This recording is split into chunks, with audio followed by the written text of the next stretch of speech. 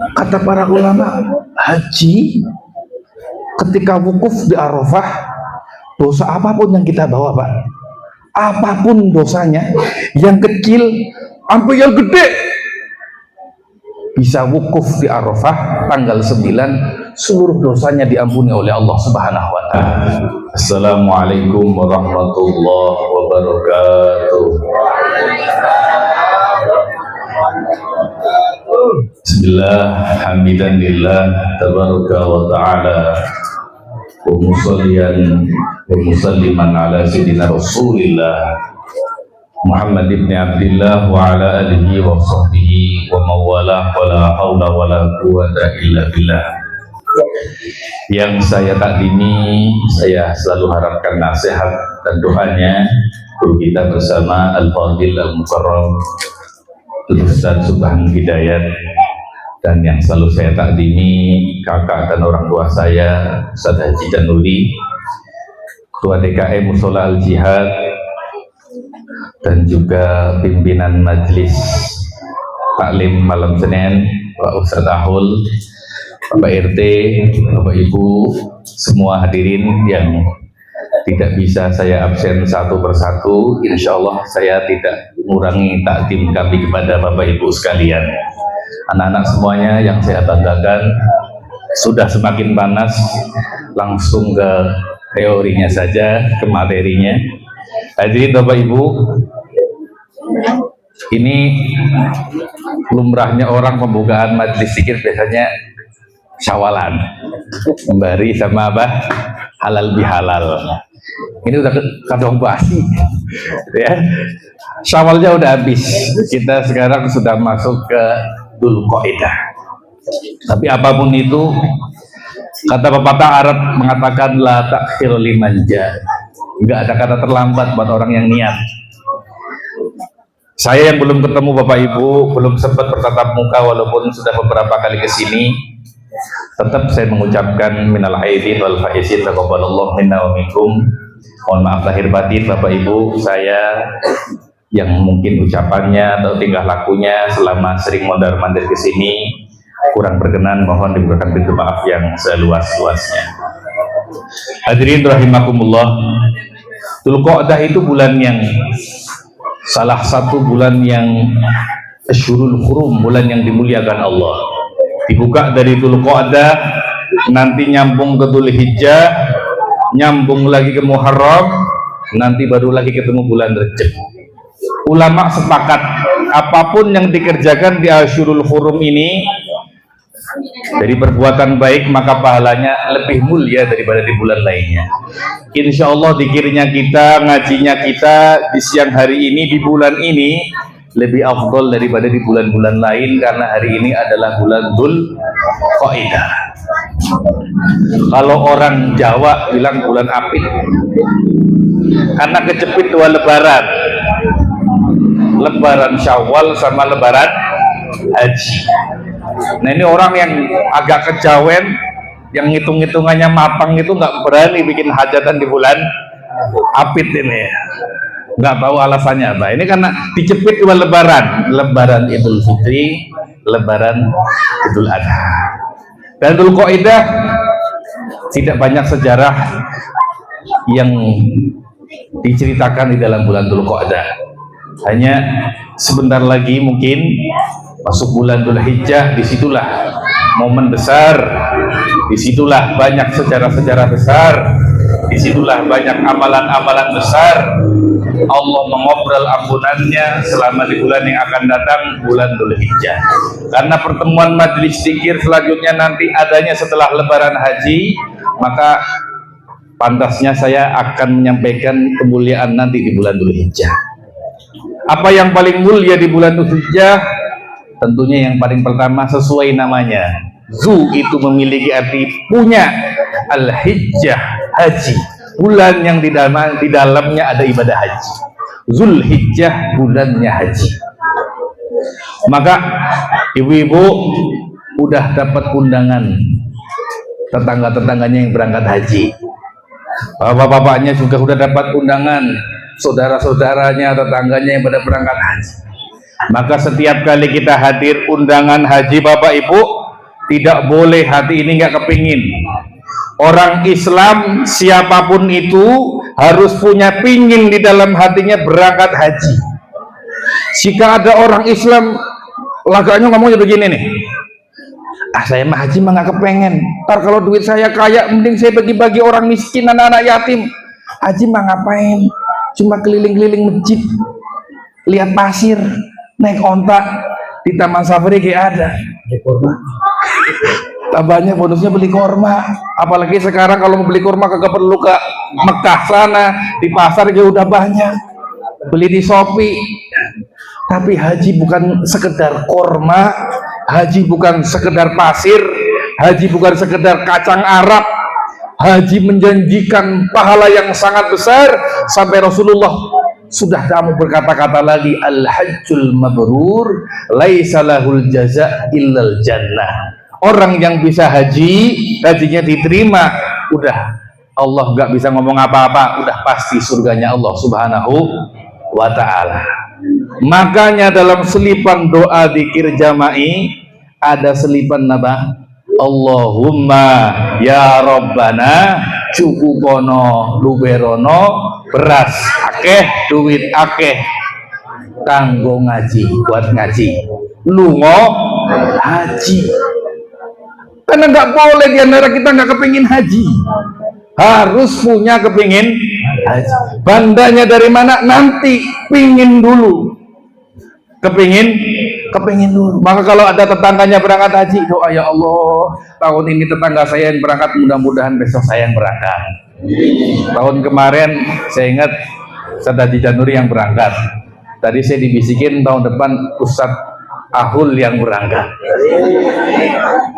Mudah-mudahan besok kita gantian, orang rawat endok satu-satu berangkat haji semuanya.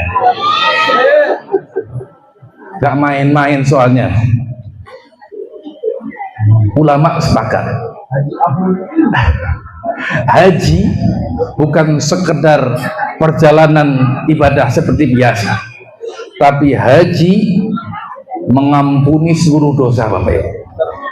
Kalau kita punya dosa Pak, nggak sholat, kemarin puasanya berangkat dari rumah puasa di sana ngopi sama ngerokok, ini dosa kita sama Allah, kita istighfar, insya Allah diampuni kalau tobatnya beneran. Tapi dosa kita nyolong ayam orang, kita kasih makan, kita masuk rumah, kita tutup pintunya, dipotong dalam rumah, kita ngomongin orang, nyakitin orang dan semacamnya, itu tidak pernah terampuni, terkecuali kita minta maaf langsung. Dan kita kan nggak malu begitu tuh. Kita pernah nyolong ayam, nyolong jambu, mau ngomong malu. Ji, maafin ya kemarin jamnya saya colong, malu. Kata para ulama, haji ketika wukuf di Arafah, dosa apapun yang kita bawa Pak, apapun dosanya, yang kecil sampai yang gede, bisa wukuf di Arafah tanggal 9, seluruh dosanya diampuni oleh Allah Subhanahu wa ta'ala.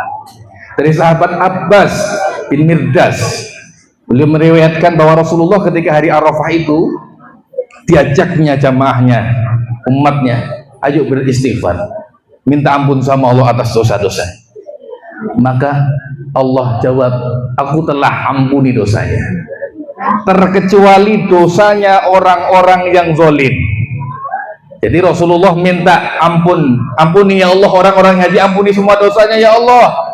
Allah jawab, aku ampuni semua dosanya terkecuali dosa zalim. Dosa zalim yaitu ganggu orang, nyolong hartanya, nyakitin lewat mulutnya, atau bahkan semacam lebih parah dari itu. Aku tidak ampuni, kata Allah. Maka Rasulullah coba nego lagi, ya Allah, apa nggak bisa?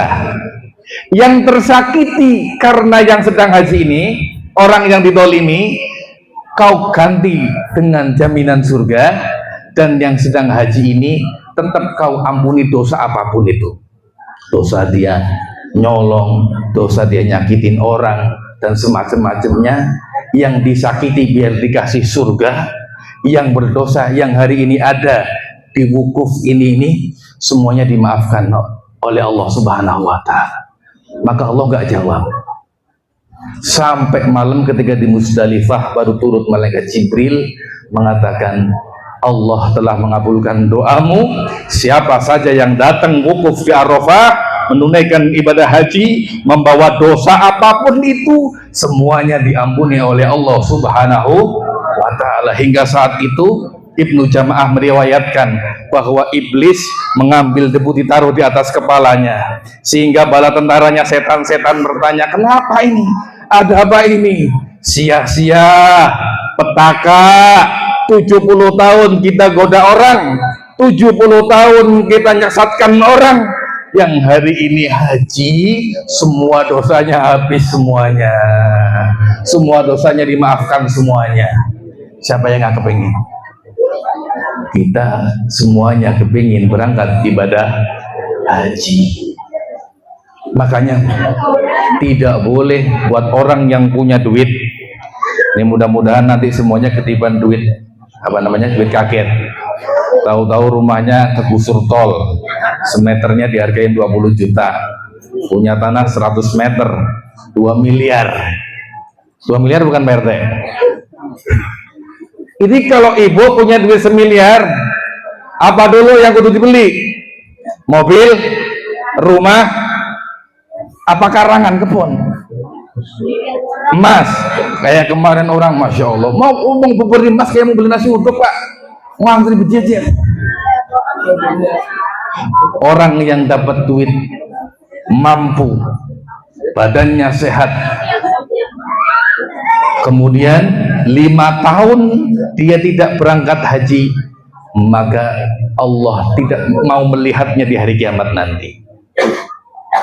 Oh, punya duit 1 miliar, 5 tahun gak daftar haji, jangan harap di akhirat ditoleh sama Gusti Allah. Allah muak lihat mukanya. Dikasih kemampuan, mobil punya, rumah 2, usaha lancar, duit tabungan banyak, usaha udah jalan 5 tahun, nggak daftar haji, jangan harap ditoleh sama Allah Subhanahu wa Ta'ala. Haji sekarang ini kurang lebih biayanya 70 juta, kurang lebih 69 juta. Antriannya tahun berapa? Berapa tahun antrinya? 25 tahun. 20 ya? 15. Kalau sekarang katanya 30. Katanya sekarang 30. Ini kalau seumpama Pak RT umur berapa Pak RT? 52. Antri 30 tahun, berarti umur 82. Insya Allah berangkat jadi haji RT. Tapi nggak penting berangkat apa enggaknya, tapi sudah daftarnya. Jika sebelum berangkat ternyata sudah kedahuluan berangkat menuju alam baka, maka tetap gugur kewajiban ibadah hajinya. Sudah tercatat sebagai orang yang berniat haji. Jadi kapan nanti orang Rawadeno punya duit 1 miliar, sebelum beli emas, Bu, daftar haji dulu. Antrinya panjang biarin, yang penting gugurin kewajiban, karena haji adalah rukun Islam yang kelima.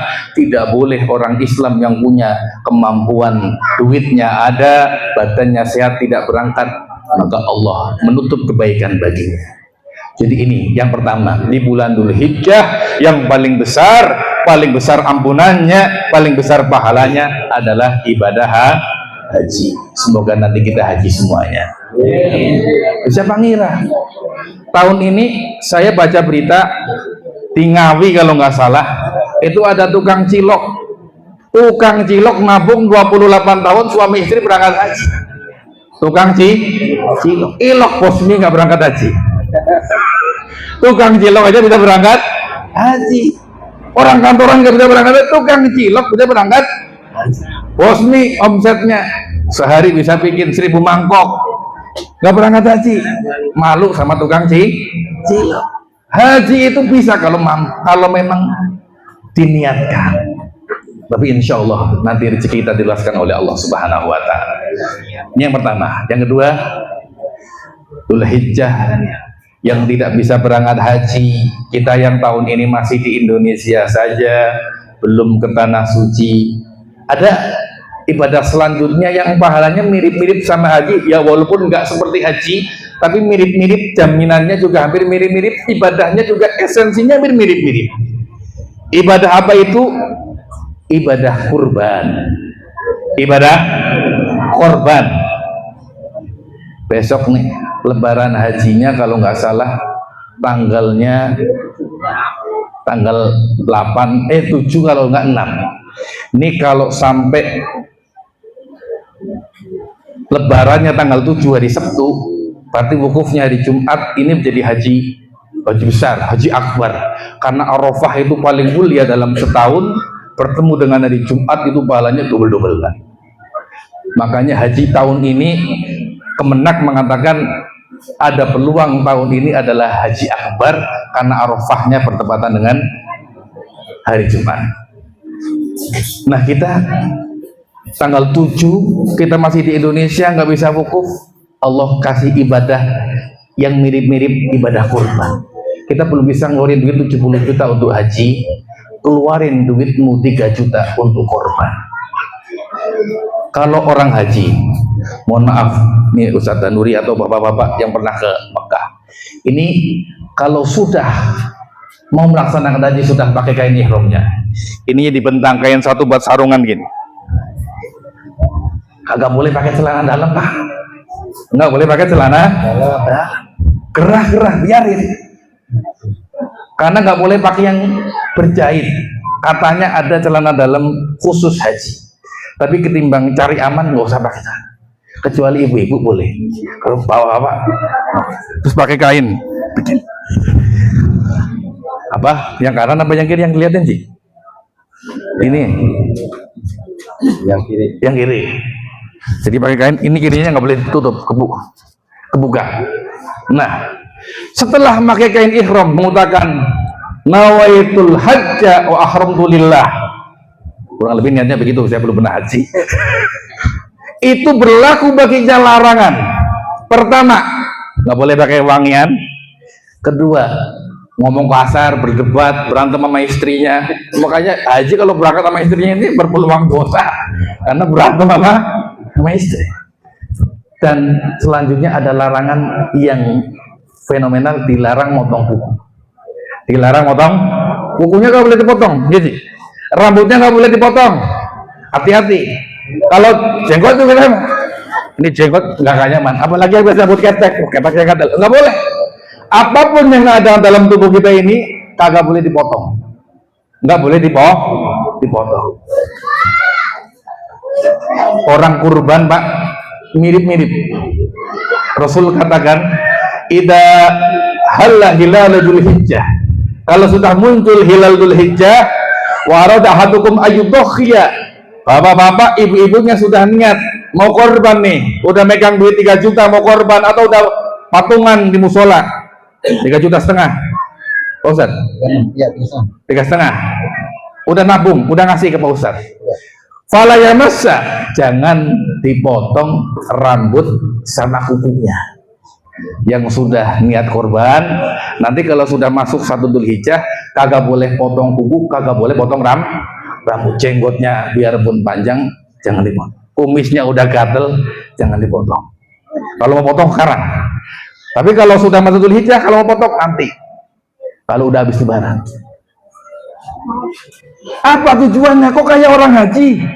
Ulama sepakat, karena Allah ingin orang yang kurban kayak orang haji, diampuni dosanya dari ujung rambut sampai ujung kuku.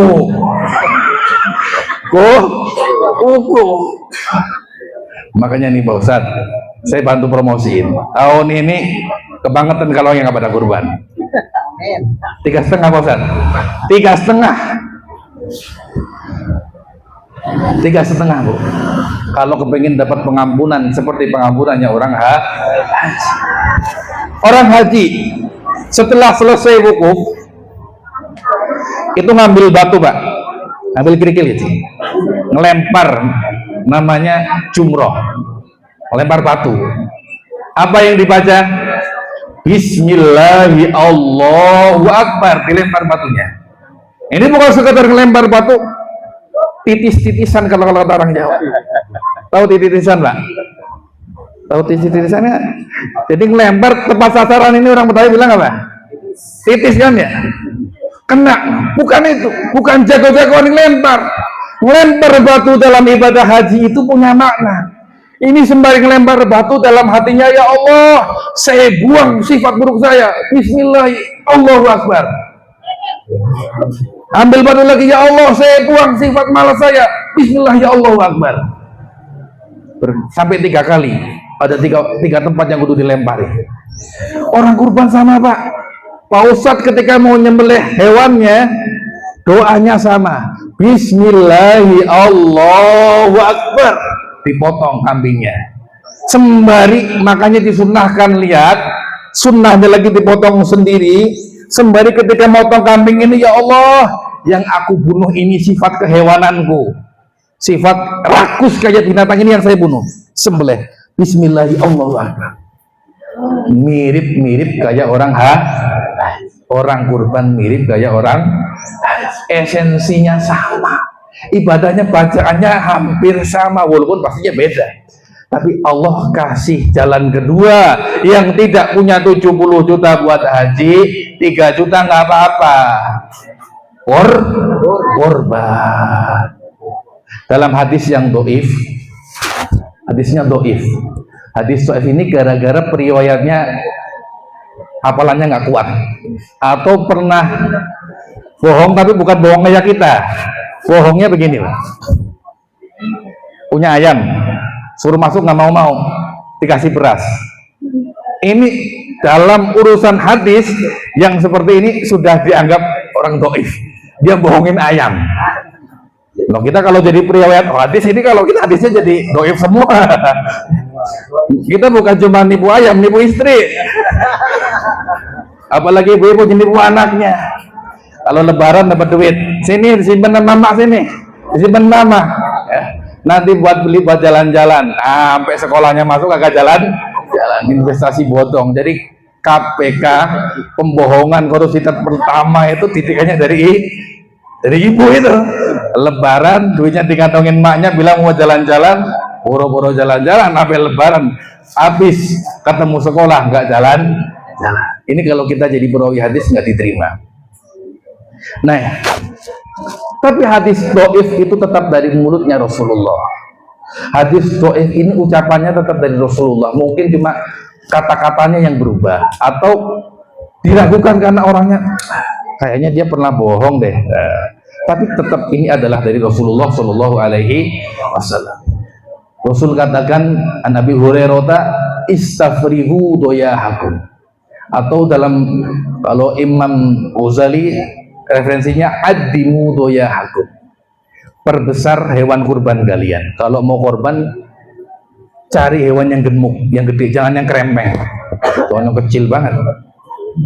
Kenapa? Fa innaha maqayakum 'alas sirat.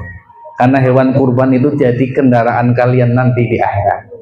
Ngelewatin sirat kita punya kendaraan. Bapak Ibu sekalian, saya kira nggak ada orang rawat enok nggak punya kendaraan satupun. Kita pilok ke depan, beli nasi uduk, nggak ada orang jalan kaki. Semuanya naik motor. Ada yang di rumah motornya 2, ada yang 3. Udah motornya 3, ada mobilnya 1. Semuanya pasti punya kendaraan.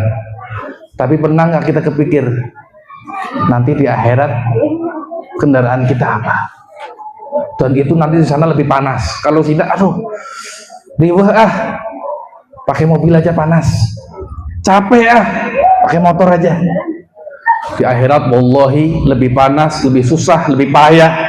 Kita nggak punya kendaraan, susahnya minta ampun.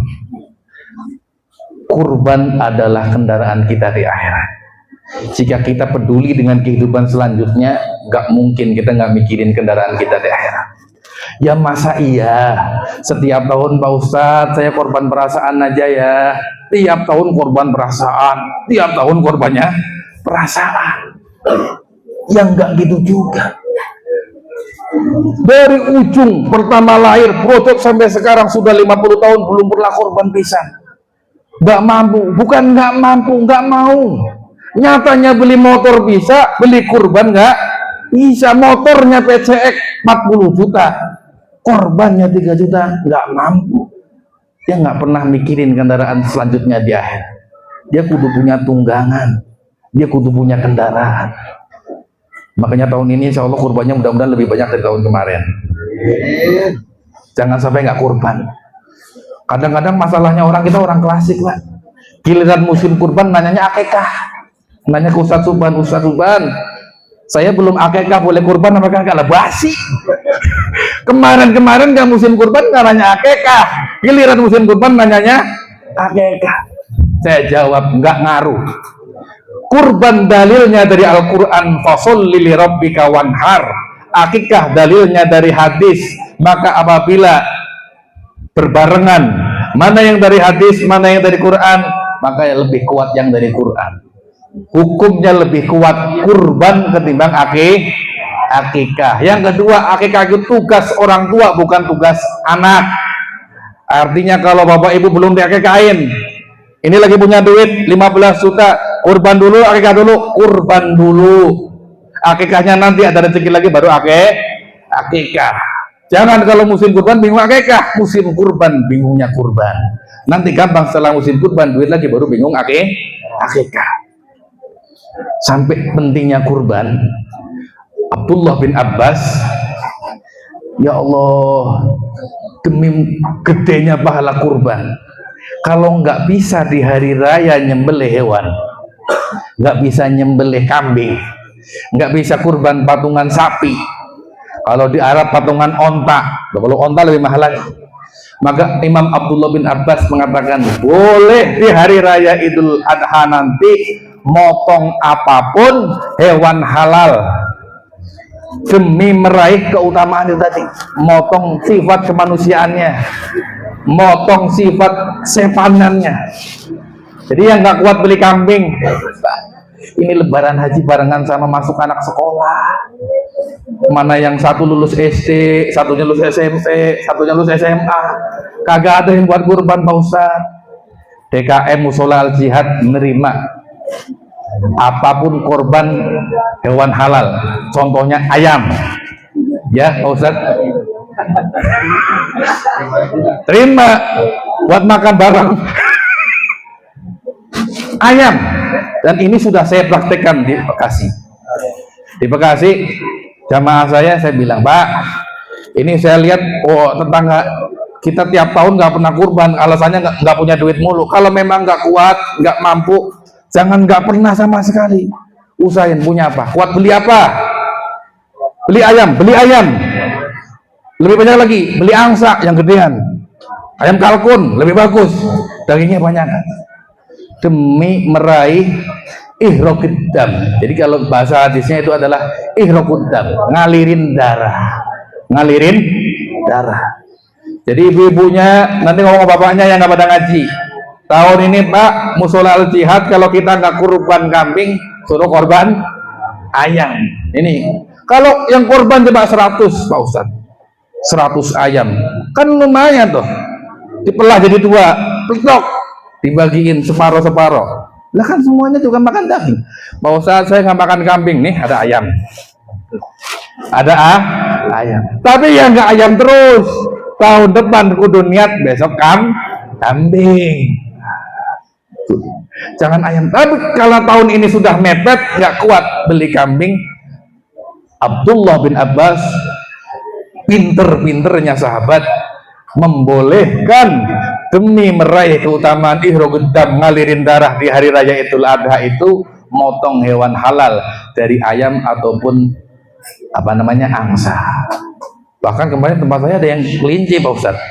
Pak Ustadz saya punya kelinci, kalau nggak apa-apa nih, kelinci saya potong, yang penting jangan kucing aja. Yang penting jangan kucing, yang halal dipotong demi meraih keutamaan ibadah di hari raya Idul Adha. Jangan tiap Idul Adha kita ini jadi tim sibuk nyari daging doang Pak, kemana-mana, ke masjid sana, malu. Tiap tahun nyari daging, nggak pernah kurban, tiap tahun nyari daging. Coba sekali-kali belajar tahun ini, saya nggak nyari daging, saya kurban. Masa tiap tahun jadi penerima daging, nyari sana, nyari ke sini. Mau motor kita PCX, kemana-mana nyari daging. Motor PCX nggak pantas kemana-mana nyari daging. Motor PCX pantasnya bopong kambing ke musola. Nih Pak Ustadz, di belakang ada kambing 2. Motornya PCX nyari daging bawa kupon. Tahun ini insya Allah kita niatin, insya Allah tahun ini kurban cuma 3 juta kalau beli kambing. Patungan sapi 3,5. Insya Allah bisa. Yang terakhir, dan nggak kelamaan, udah panas. Jika benar-benar ekonomi kita sangat terhimpit, aduh, bener deh, cicilan saya aja belum lunas, anak mau sekolah dan semacamnya. Kira-kira amalan apa yang juga mendapatkan ampunan di bulan Dzulhijjah ini? Yang terakhir, ini yang terakhir untuk kelas yang paling bawah. Korban kambing nggak mau, korban ayam nggak mau, ini yang terakhir. Ayam aja nggak mau, ini yang terakhir. Jangan tinggalkan puasa Arafah. Jangan tinggalkan puasa Arafah. Kapan itu? Puasa Arafah itu sehari sebelum Lebaran itu lagi, tanggal 9 Dzulhijjah. Puasanya tanggal 9 Dzulhijjah. Kata Rasulullah, siyamu yauma Arafata inni ahtasibu 'ala Allah ayyukaffiru dzunubal madiyah wa dzunubal atiyah. Puasa sehari di hari Arafah itu saya berharap kepada Allah, mudah-mudahan Allah mengampuni dosa yang setahun yang lalu dan setahun yang akan datang. 2 tahun kita diampuni dosanya oleh Allah Subhanahu wa ta'ala. Cuma puasa sehari. Kapan itu? 9 Dzulhijjah. Mudah-mudahan nggak bentrok. Soalnya 2 tahun terakhir puasa Arafahnya bentrok. Lebaran di Arab selalu lebih dulu, sehingga Arafahnya berbeda. Di Arab sudah wukuf di Arafah, di sini kita baru tanggal 8. Kadang jadi pertanyaan, puasa Arafahnya kapan ini? Ini ada 2 pendapat Ibu, Bapak semuanya. Puasa Arafah yang pertama, puasa karena tanggalnya di setiap negara. Di setiap negara kan tanggalannya kadang-kadang berbeda. Di Arab Saudi udah Lebaran, di sini Lebarannya masih besok. Maka di Indonesia puasanya hari ini. Ada pendapat yang kedua, puasa Arafah itu puasa bukan karena tanggalnya, tapi karena keadaan wukuf. Karena orang-orang wukuf di Arafah, maka yang nggak bisa haji puasa Arafah. Yang ibadah haji wukuf di Arafah, yang nggak haji puasa Arafah. Biarpun Indonesia lebarannya umpama hari Sabtu, di Arab Saudi ternyata lebarannya hari Jumat, berarti wukufnya hari Kamis. Kapan puasa Arafahnya? Nah, kalau menurut pendapat yang pertama, puasa Arafahnya di Jumat karena kita tinggal di Indonesia. Pendapat yang kedua, kita puasa Arafahnya hari Kamis karena wukuf di Arafah orang haji hari Kamis. Mau yang mana silahkan. Kalau saya punya 2 guru, dua-duanya beda. Kalau guru saya Abi Ihya, beliau Sahibul Zikir, ini pakai pendapat yang kedua, puasa Arafah karena orang wukuf di Arafah. Dan saya lebih condong ke sini. Jadi kita ini saking besarnya pahala orang wukuf di Arafah, karena kita nggak bisa wukuf, maka kita puasa. Maka saya condong ke sini nih, kita puasa Arafah karena wukufnya orang di Arafah. Karena yang lagi haji sedang wukuf di Arafah, maka kita puasa Arafah. Makanya kemarin 2 tahun yang lalu saya lebarannya bareng sama orang Indonesia, tapi puasa Arafahnya ngikut yang Jepang. Jadi seumpama saya puasanya hari Kamis, hari Jumat saya malah nggak puasa. Di orang Indonesia malah puasa Arafah. Saya nggak puasa kenapa? Karena saya udah puasa Arafah dan menganggap hari itu Lebaran. Tapi saya ikut Lebaran hari Sabtu. Pelin-pelan amat Pak Ustadz, ya itu sah-sah saja karena ikhtilafu ummati fil fikih. Perbedaan umatku dalam masalah furu'iyah ini adalah rahmat. Kita boleh milih Pak. Saya mah percayanya sama yang ini aja, yang kalender aja. Pemerintah Indonesia. Saya maunya pakai yang wukuf di Arafah. Monggo. 3, yang jangan sampai kita skip, yang jangan sampai kita tinggalkan puasa Arafah. Insya Allah lebarannya hari Sabtu, Bu. Mudah-mudahan bareng. Jadi kita puasanya di Jumat tanggal 6. Jumat tanggal 6. Ini jangan sampai nggak puasa yang ini. Dan ini pahala. Kalau besok benar-benar lebarannya di Sabtu, ini puasa Arafah bareng dengan hari Jumat, pahalanya double-double lagi. Kalau memang lebih kuat lagi, jangan tinggalin yang Kemis. Sehari sebelum Arafah namanya tarwiyah. Karena kita kalau puasa pertama suka lemes, Pak. Lama nggak puasa jam 10 kayak udah kelayangan aja. Apalagi biasa ke pasar. Aduh, takutnya batal. Nah, kalau ada ancang-ancang dari hari Kemis, insya Allah hari keduanya lebih siap. Bahkan guru kami, Abi Ihya ini bukan cuma sekedar ngikutin Arafah. Jadi kalau sore di hari Arafah, santrinya suruh keluar, suruh ikutan berjemur kayak orang-orang yang di Arafah. Habis itu lebaran kan selesai, mereka tahallul, botak. Maka santrinya pun setelah Idul Adha suruh pada botak semua. Makanya besok bapaknya kalau haji, Pak. Ini kadang orang kita ini gengsian. Kalau botak saya nggak ganteng, Pak Ustadz. Maunya cukur pendek aja. Biar pulang ke Indonesia masih ganteng. Sah apa enggak? Sah, tapi nggak sempurna, nggak afdol. Karena Rasul berdoa begini, Allahumma ghfir lil muhallikin. Ya Allah, ampuni orang-orang yang botak. Ada yang nyeletuk, Pak. Walil muqassirin ya Rasulullah. Allahumma ghfir lil muhallikin. Tidak, Allah ampuni orang-orang yang botak. Walil muqassirin ya Rasulullah. Allahumma ghfir lil muhallikin. Allah ampuni orang yang botak. Walil muqassirin ya Allah. Ditawar 3 kali. Walil muqassirin. Ditawar 3 kali baru ya. Buat yang muqassirin itu yang cukur doang. Kalau muhallikin yang botak. Mana besok kalau haji apa umroh pulang jangan malu botak, Pak. Ini kalau botak menandakan ini dosanya semuanya udah pelontos. Ulang-ulang insya Allah dosanya sudah diampuni oleh Allah Subhanahu wa Ta'ala. Lu pulang haji kok masih rambutnya masih gondrong. Pulang haji ini Bang gondrong besok. Kalau haji kalau umroh nggak boleh gondrong. Pulang untuk botak. Dihabisin semuanya. Nanti mie ayamnya ganti mie ayam botak. Ala kulli hal, itulah 3 amalan besar untuk menyambut Dzulhijjah. Kalau kita tahun ini beruntung, tapi kayaknya tahun ini udah terlambat. Tahun depan barangkali kita ada rezekinya. Tahun selanjutnya mudah-mudahan kita bisa berangkat haji. Jika tahun ini belum bisa berangkat haji, mudah-mudahan tahun ini kita bisa kurban. Jika tahun ini kita kurban, ya Allah, sehat panjang umur ya Allah, jangan matiin dulu ya Allah. Mudah-mudahan kita bertemu dengan hari Arafah, sehingga hari-hari itulah hari pengampunan besar buat umatnya Kanjeng Nabi Muhammad Sallallahu Alaihi Wasallam. 3 hal ini mudah-mudahan dapat kita kerjakan sebagaimana doa yang kita dawamkan setiap bulan. Lu berono beras akeh duit akeh kanggo ngaji lungo haji. Amin, percaya saja tukang cilok bisa berangkat haji, mudah-mudahan tukang mie ayam juga bisa berangkat haji. Amin ya robbal alamin. Ada ma'ruf lakum, mungkin cukup sekian.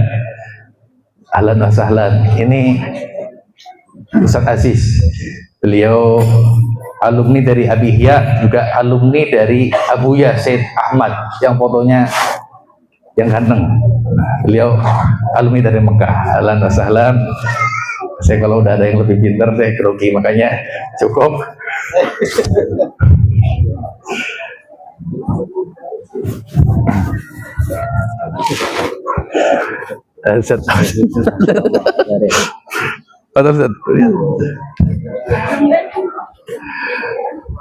Mungkin cukup sekian dari saya. Assalamualaikum warahmatullahi wabarakatuh. Iya, karena